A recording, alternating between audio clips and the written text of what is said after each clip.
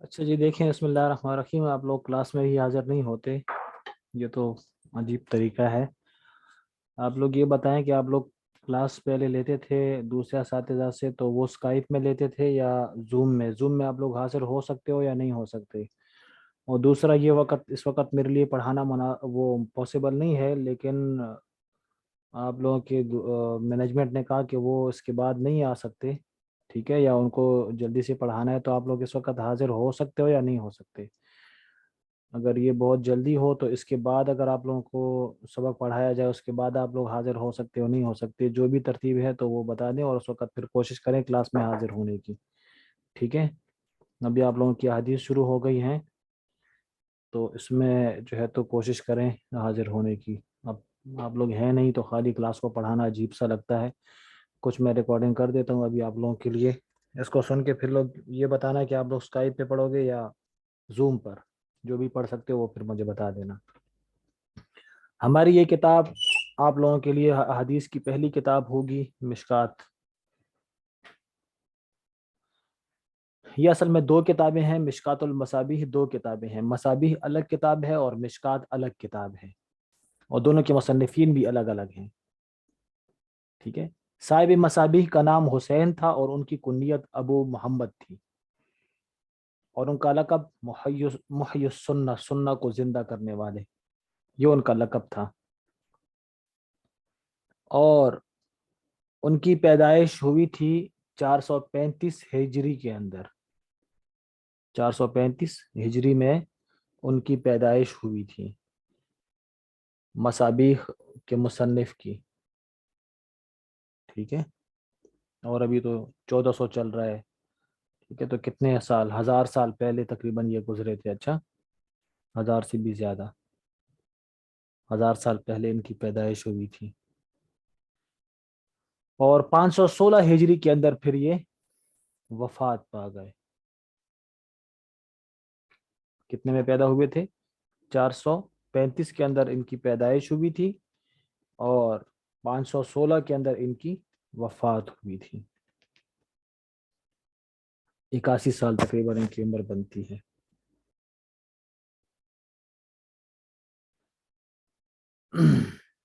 ان کا لقب، ان کا جو وطن تھا وہ بغوی تھا، ان کا مکمل نام تھا، ان کا مکمل نام تھا ابو محمد حسین ابن مسعود محمود الفراء البغوی۔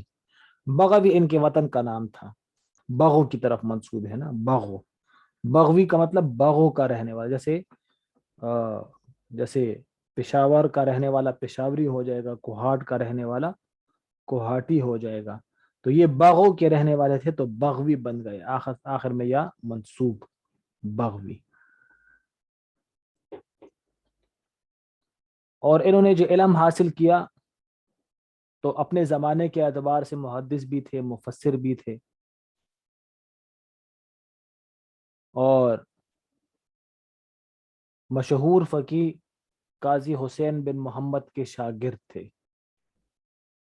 اور اس کے علاقے کے جو بڑے اساتذہ تھے، محدثین تھے، ان سے انہوں نے علم حاصل کیا، محی السنہ نے۔ اور ان کی زندگی ساری عمر تدریس کے اندر، تعلیم کے اندر ہی گزری، اور ہمیشہ یہ باوضو رہا کرتے تھے، اور اسی حالت کے اندر درس بھی کرتے تھے، وضو کی حالت میں، سمجھ گئے؟ اس لیے اگرچہ مسئلے کے لحاظ سے تو ہے کہ احادیث کی کتابوں کو وضو کے بغیر پکڑ سکتے ہو، ہدایہ کو آپ وضو کے بغیر پکڑ سکتے ہو، ٹھیک ہے، لیکن اگرچہ مسئلے کے لحاظ سے یہی ہے، لیکن ادب کا تقاضا یہ ہے کہ اس کے لیے بھی وضو کیا جائے، بغیر وضو کے کتاب کو نہ پکڑا جائے، سمجھ گئے؟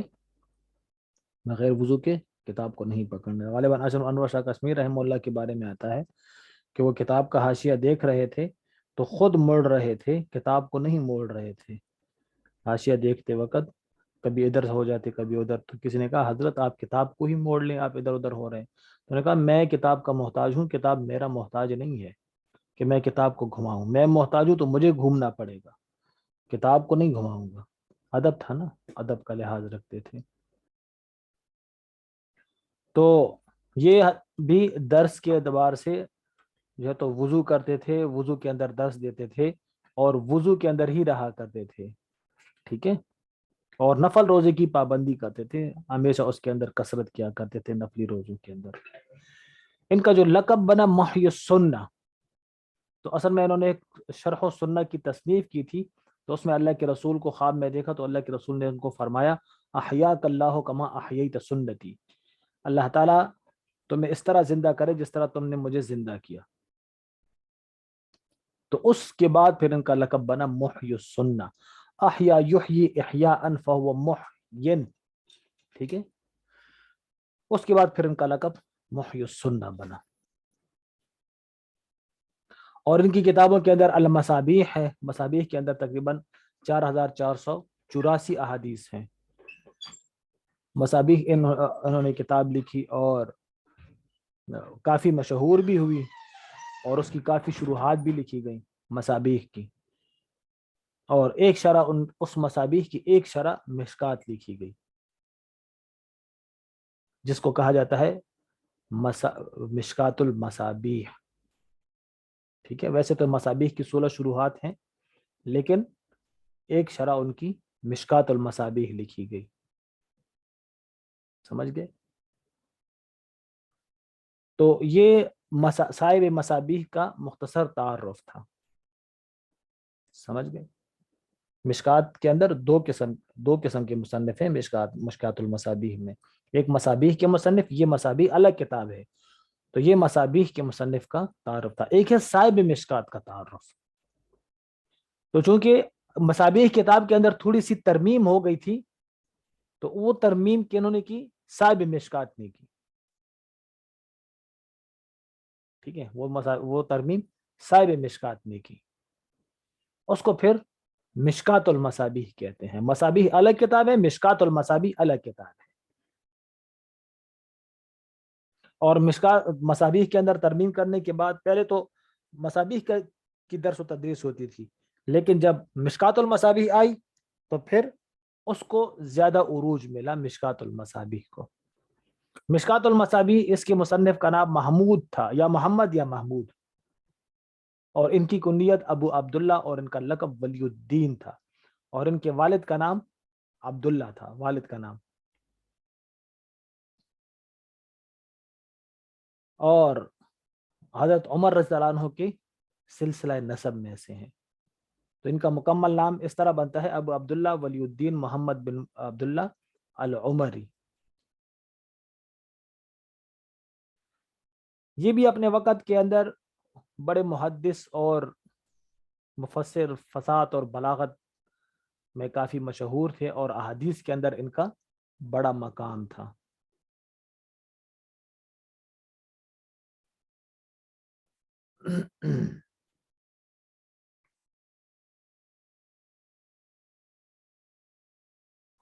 اور ان کو اسماء الرجال میں بھی کافی شہرت حاصل تھی. اس میں بھی ایک کتاب انہوں نے لکھی، اکمال فی اسماء الرجال، 740 ہجری کے اندر یہ کتاب انہوں نے لکھی تھی.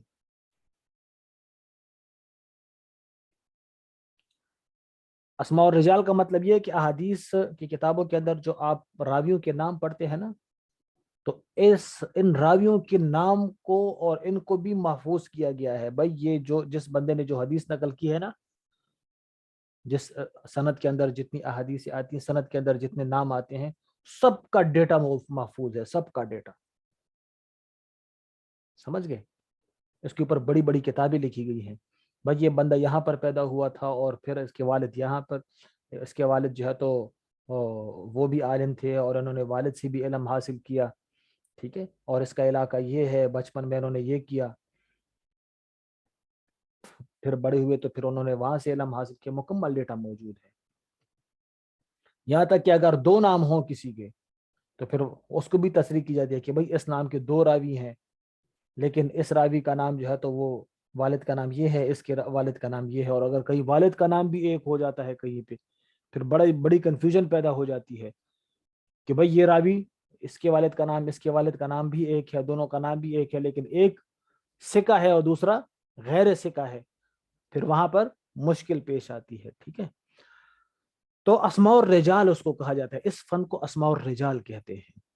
تو یہ اپنے وقت میں اسماء الرجال کے امام تھے, سمجھ گئے, اپنے وقت میں اسماء الرجال کے امام تھے. تو جو مشہور کتاب ہے ان کی مشکات ہے.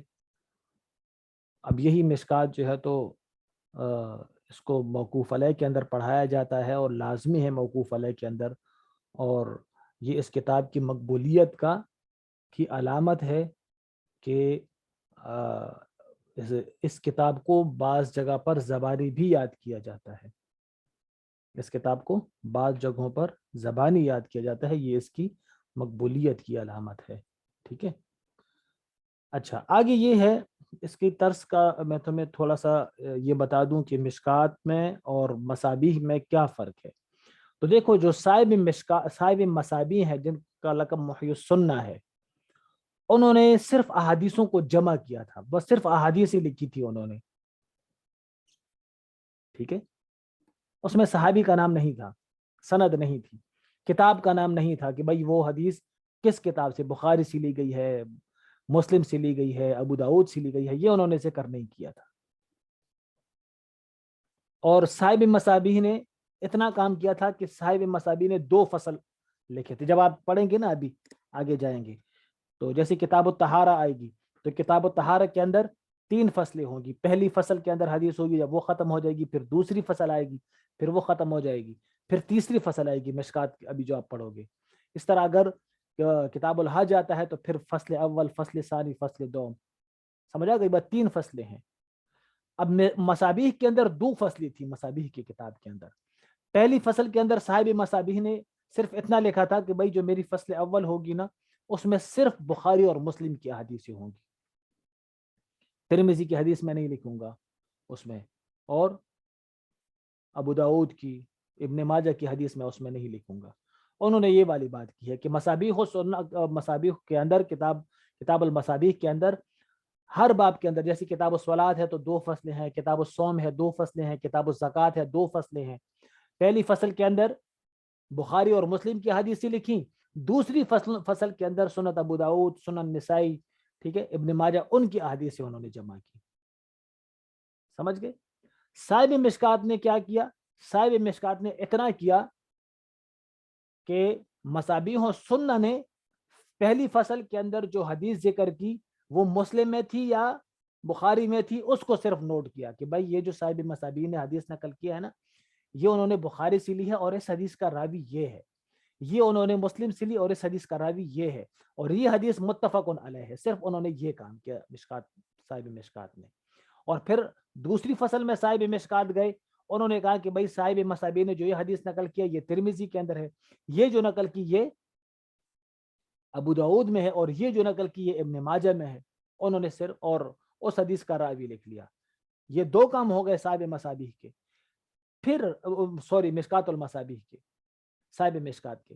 پھر تیسری فصل کا جو اضافہ ہے وہ صاحب مشکات نے اپنی طرف سے کر دیا, اور تیسری فصل کے اندر ان احادیثوں کو ذکر کیا کہ جو احادیث اس باب کی مناسبت, جن کے ساتھ مناسبت تھا, اور اس میں صحابہ کے, تابعین کے اقوال کو بھی شامل کر دیا. ٹھیک ہے, اور تیسری فصل میں کبھی کبھی وہ بخاری مسلم پہ حدیث بھی لے کر آتے ہیں. تو صاحب مشکات نے یہ والا کام کیا ہے. سمجھا کوئی بات. پھر کبھی کبھی آپ دیکھو کہ کتاب جب ہم پڑھیں گے نا, تو اس میں صاحب مشکات کبھی کبھی مصابیح والے پہ اعتراض بھی کرتے ہیں کہ حضرت آپ نے تو کہا تھا کہ میں فصل اول کے اندر صرف بخاری اور مسلم کی حدیث لاؤں گا, یہ جو آپ فصل اول کے اندر حدیث لے کر آئے ہیں یہ تو بخاری اور مسلم میں نہیں ہے. اور کبھی فصل ثانی کے اندر کہہ دیتے ہیں مصابیح والے کو کہ حضرت آپ نے تو کہا تھا کہ میں دوسری فصل میں بخاری کی حدیث نہیں لے کر آؤں گا, یہ جو آپ حدیث لے کر آئے نا دوسری فصل میں, یہ بخاری میں بھی موجود ہے, مسلم میں بھی موجود ہے. اس پر اس طرح ادب کے دائرے میں رہتے ہوئے اعتراض بھی کر دیتے ہیں. تو یہ ہے مشکات المصابیح اور مصابیح کا ڈفرنس, دونوں میں یہ ڈفرنس ہے. سمجھ گئے. اور مشکات, اچھا پھر بات یہ ہے کہ بھئی اگر یہ تو صاحب مشکات نے کیا کیا, بس صرف وہاں پر راوی کا نام لکھ دیا اور کتاب کا نام لکھ دیا اور کام کیا کیا. تو دیکھو اصل میں مشکات المصابیح کی وجہ تصنیف یہ ہے کہ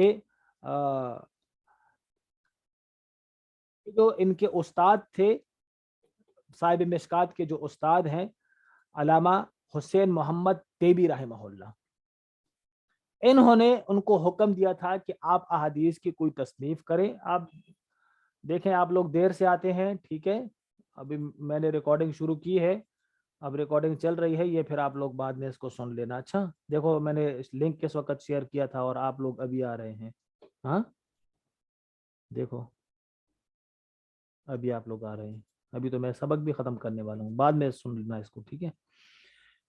مشکات کی وجہ تالیف کیا ہے؟ مشکات کی وجہ تالیف یہ ہے کہ صاحب مشکات کے جو استاد تھے حسین محمد تیبی رحمہ اللہ، انہوں نے حکم دیا کہ بھائی آپ حدیث شریف کی کوئی تصنیف کریں کہ جس کے اندر مصابیح کی کمی پوری ہو جائے. کیونکہ کچھ لوگ مصابیح کی کتاب پر اعتراض کرتے تھے کہ بھائی اس کے ساتھ تو راوی بھی نہیں لکھا، کتاب بھی نہیں لکھا، کیسے پہچانیں گے؟ تو پھر صاحب مشکات کے استاد نے اپنے شاگرد کو حکم دیا کہ اس کے اوپر کام کرو. تو انہوں نے پھر اس کے اوپر کام کیا، ان کے راویوں کو اور ان کی کتاب کا نام ادھر لکھ دیا، انہوں جو کمی تھی وہ پوری کر دی، اور اس کے ساتھ ایک دوسری فصل کو بھی اٹیچ کیا، اس میں اس بات کے مناسبت کے ساتھ جو احادیث تھی وہ بھی لے کر آئے. ٹھیک ہے. پھر یہ کتاب اتنی پسند آئی اس کے استاد کو کہ علامہ تیبی رحمہ اللہ نے خود اپنے شاگرد کے کتاب کی شرح لکھ ڈالی. سمجھ گئے؟ اس کو تیبی کے نام سے یاد کیا جاتا ہے، مشکات کی شرح تیبی. سمجھ گئے؟ یہ شرح انہوں نے لکھ لی. تو اور صاحب مشکات نے جب یہ کتاب لکھی تو انہوں نے اپنی کتاب کا نام مشکات المصابیح لکھا، یعنی چراغوں کا تاک. گویا کہ یہ تاک یہ ایک کتاب ہے اور اللہ کی جو مقدس احادیث ہیں وہ اس کے اندر ایک چراغ ہے. وہ کیا ہے؟ ایک چراغ کی حیثیت اس کے اندر رکھتی ہے. ٹھیک ہے، جو لوگوں کے لیے ہدایت کا ذریعہ بنے گی. تو یہ مشکات المصابیح اور مصابیح کا کچھ مختصر تعارف تھا. آپ لوگ دیکھ لینا، اگر کوئی بات اس ریکارڈنگ کے اندر آپ لوگوں کو سمجھ نہ آئی ہو تو پھر وہ دوبارہ پوچھ لیجئے گا. ٹھیک ہے، اور کوشش کریں کہ حاضر ہوا کریں.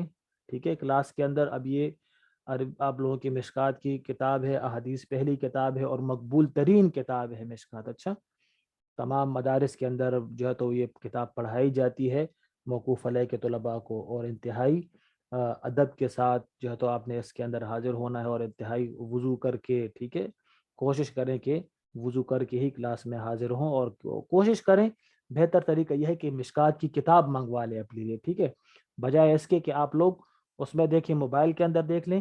کوشش کریں کہ آپ لوگ اس کے لیے اپنے لیے کتاب منگوا لیں اور اس کتاب کو آپ کھول کے اپنے سامنے رکھ کر ان کو دیکھ کر آپ پڑھا کریں. اس کے اندر ایک تو یہ ہوگا کہ کتاب آپ کے ہاتھ میں ہوگی، حدیث کی کتاب، اس کی الگ نورانیت ہوگی، اس کا الگ ایک مزہ ہوتا ہے. ٹھیک ہے، اور دوسرا آپ کو وضو کرنا پڑے گا. ٹھیک ہے، ہر دفعہ کتاب کے لیے آپ کو وضو کرنا پڑے گا، اس کی ایک الگ نورانیت ہوگی. ٹھیک ہے، تو کوشش کریں کہ اگر کتاب ہو تو اچھی بات ہے، اور اگر نہ ہو تو کوئی مسئلہ نہیں. ٹھیک ہے، اللہ تعالیٰ نے سہولت رکھ دی ہے، آسانی کر دی ہے. آپ ڈاؤن لوڈ بھی کر سکتے ہیں، اس میں گروپ کے اندر بھی بھیج دیا گیا، تو آپ وہاں سے ڈاؤن لوڈ کر کے وہاں سے بھی آپ اس کو دیکھ سکتے ہیں. ٹھیک ہے، تو ہماری کلاس ہوگی یہ مشکات کی کلاس کتنے بجے؟ 6:30 پر یہ کلاس ہماری شروع ہوگی. اچھا، 6:30 پر، اور یہ 7:10 تک یہ کلاس ہماری جاری رہے گی. تو دیکھ لیں، اگر آپ لوگوں کو یہ ٹائم جو ہے تو سوٹ کرتا ہے تو پھر ٹھیک ہے، اس وقت پڑھا کریں گے، اور اگر نہ ہو تو پھر انشاءاللہ کوئی عید کے بعد کوئی دوسرا ٹائم دیکھ لیں گے. ٹھیک ہے، مشکات کے لیے شروحات میں سے دیکھ لیں. بہترین شرح جو ہے نا وہ توضیحات ہے. توضیحات تقریباً 8 جلدیں ہیں اس کی. توضیحات اس کی بہترین، وہ بھی ایک مقبول ترین شرح بن گئی ہے. اب اچھا وہ دیکھ لیں. اور عربی کی شرح اگر دیکھنی ہو نا تو عربی کی شرح آپ ایسا کریں کہ مرکات ڈاؤن لوڈ کر لیں. مرکات بہت بہترین شرح ہے عربی کی یہ. ٹھیک ہے، اور کئی جلدوں کے اندر ہے، ملا علی قاری رحمہ اللہ نے لکھی ہے، اور وہ اس کتاب کا انہوں نے تقریباً حق ہی ادا کیا ہے مشکات کی کتاب کا. ٹھیک ہے، انہوں نے جو شرح لکھی ہے تو وہ ایک بہت بہترین شرح لکھی ہے. اور مظاہر حق بھی ہے. ٹھیک ہے، مظاہر حق لیکن مظاہر حق یہ زیادہ تر برکات اور علامہ طیبی رحمہ اللہ کی جو کتاب ہے اس کا ترجمہ ہی ہے. تو دیکھ لیں مظاہر حق بھی آپ خرید سکتے ہیں, اس کو بھی آپ ڈاؤن لوڈ بھی کر سکتے ہیں, وہ بھی نیٹ کے اوپر موجود ہے. تو کل سے انشاءاللہ پھر ہم شروع کرتے ہیں. نیت کی حدیث ہم پڑھتے ہیں. زیادہ تفصیل نہیں کروں گا اس میں, کیونکہ یہ پوری جلد ہی انہوں نے مجھے دی ہے, جلد اول مکمل انہوں نے میرے حوالے کی ہے. ٹھیک ہے, دعا کریں کہ اللہ تعالیٰ عافیت کے ساتھ جو ہے تو اس کو مکمل کرنے کی توفیق عطا فرمائے, ورنہ تو یہ ایک جلد ایک استاد کو نہیں دی جاتی, ایک جلد 2-3 اساتذہ مل کر پڑھاتے ہیں. ٹھیک ہے, لیکن چونکہ ہمارے ساتھ اساتذہ کی کمی ہے تو مینجمنٹ نے کہا کہ یہ مکمل آپ نے پڑھانی ہے. اللہ تعالیٰ سے دعا کریں آپ لوگ بھی کہ اللہ تعالیٰ آسان فرمائے. ٹھیک ہے, تو ٹھیک ہے انشاءاللہ, باقی پھر کل پڑھتے ہیں. اگر کوئی مسئلہ ہوا کوئی, ٹھیک ہے, کوئی بات سمجھ میں نہ آتی ہو تو پھر وہ آپ پوچھ لیجئے گا. ٹھیک ہے. اچھا, یہ میسیجز کیا ہیں, میں نے ابھی کھولا ہے, اس کو دیکھتا ہوں میں. ایک جلد ہی پورا, ہاں جی ایک مکمل جلد ہے. ٹھیک ہے, یہ مکمل جلد ہے. تو دیکھتے ہیں اس کو, اللہ تعالیٰ سے دعا کریں گے کہ اللہ تعالیٰ ہماری مدد فرمائے اس کو مکمل پڑھنے کے اندر, اور اللہ تعالیٰ اس کے اوپر عمل کرنے کی توفیق عطا فرمائے. ٹھیک ہے, ابھی ہم اللہ کے رسول کی باتیں پڑھیں گے. ٹھیک ہے, اللہ کے رسول کی باتیں ہوں گی, جو اللہ کے رسول کی باتیں ہیں وہ باتیں ہم اس کلاس کے اندر پڑھیں گے. ٹھیک ہے, ہاں فی الحال ایک جلد آپ منگوا لیں. ٹھیک ہے, پورے سال میں یہ ایک ہی جلد ہوگی, آپ ایک جلد فی الحال, لیکن ایک جلد مشکل مل جائے آپ کو, مجھے نہیں لگتا ایک جلد اگر ملے, واللہ عالم, دیکھ لیں اگر ملتی ہے تو اچھی بات ہے. ٹھیک ہے, تو ایک جلد فی الحال منگوا لیں اگر ملتی ہے, لیکن پھر وہ دوسری جلد کیسے اس کو بیچیں گے, وہ تو پھر ان کے لیے مشکل ہو جائے گا نا. مجھے نہیں لگتا کہ ملتی ہے یا نہیں ملتی, واللہ عالم, لیکن اگر منگوانی ہو ایک جلد, ملتی ہو تو پھر ایک جلد لے لیں. ٹھیک ہے, چلے ٹھیک ہے, انشاءاللہ آگے کوشش کریں کل سے کلاس کے اندر حاضر ہونے کی. ٹھیک ہے, عید تک یہی ٹائم رہے گا. عید کے بعد پھر اگر آپ لوگوں کو اس ٹائم میں حاضر ہونے میں کوئی مسئلہ ہونا تو پھر وہ مینجمنٹ سے کہہ دیں. ٹھیک ہے, یا مشاورت سے کوئی بھی ٹائم آپ لوگ کہیں گے تو اس ٹائم کو مقرر کر لیں گے, پھر اس وقت انشاءاللہ پڑھیں گے سبق. ٹھیک ہے, چلے, السلام علیکم و رحمۃ اللہ.